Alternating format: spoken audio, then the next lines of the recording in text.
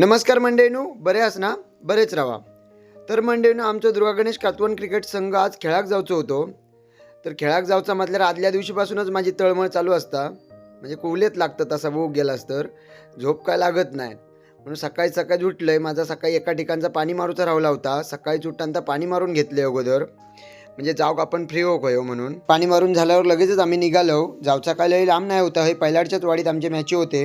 ग्राउंडवर पोचलो होतं. मरणाचा ऊन होता. बाहेर काय जाऊची मती नाही होती. खेळणारे बाबा कसे खेळत होते काय माहिती. आम्ही आपले सावलीत बसलेलो. तेवढ्यात आयोजकांनी बघितल्यानी आणि मान्यवर कक्षात बोलून घेतल्यानी आणि एक छोटेखानी सत्कार केल्यानी माझो ह्यो सत्कार माका अधिक चांगला काम करूसाठी खूप प्रेरणा देणारो असा. जय भवानी क्रिकेट संघ कातवनेश्वर खूप खूप आभारी असे मी. त्या कापावरच्या उन्हात दिवसभर रवान खूप तापलेलो. रात्री ISPLचे मॅची बघित होतो एकत्र बसान.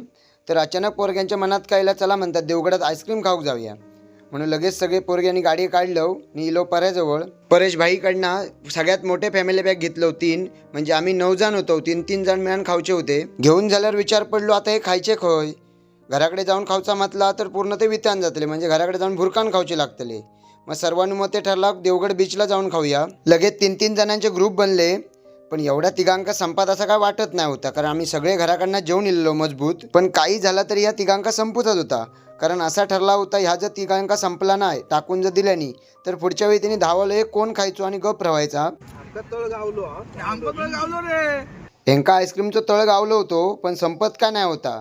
संपत नाही म्हणून यांचे प्रकार बघा काय चालले होते. पण मंडळीनो, खरंच ना, मित्रांसोबत घालवलेला वेळ खूप भारी असता.